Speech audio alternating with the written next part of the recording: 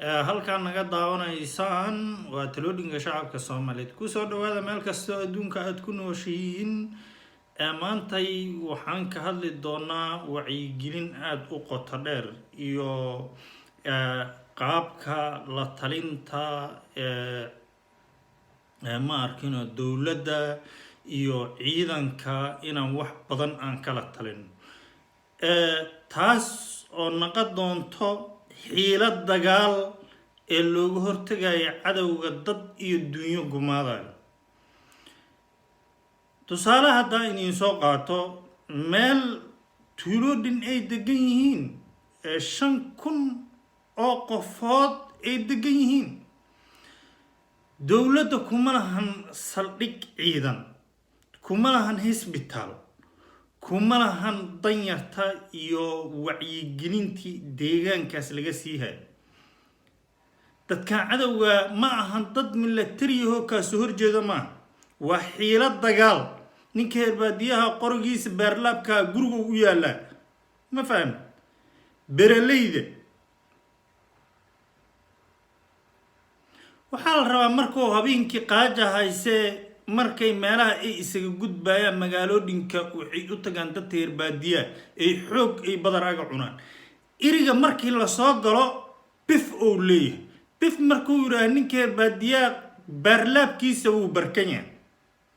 wuxuu aboodaa 5 haday iyo 10 haday inuu dhinac dhulka u dhigo aboodaa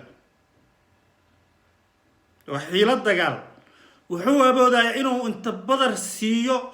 oo markuu badar siiyo u looga kadib oo dawladda oo markaas oo inta la xiriir dhinac dhulka loo dhigo dhan walbaba intay ka imaaysa dadka baadiyaha degan iyo dadka beeraleyda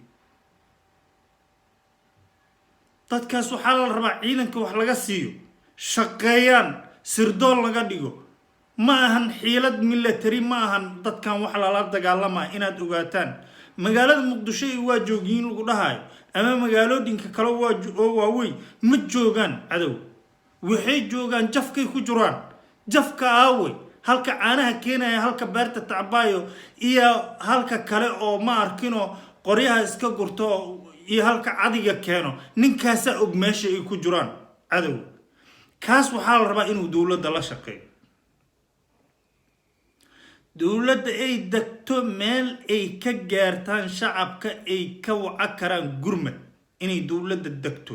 dawladda wacyigelin ka samayso dawladda waxaan ognahay tabarteed dawladda istiraatiiji badan ay soo wadaa dabcan laakiin waxaa la rabaa istiraatiijigaas oo soo socdo marka ka dambayso soo quwadaysayo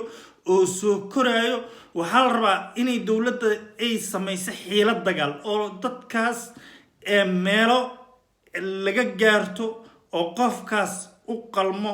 ee herbaadiyaha xulaleyda ama beraleyda la taakulay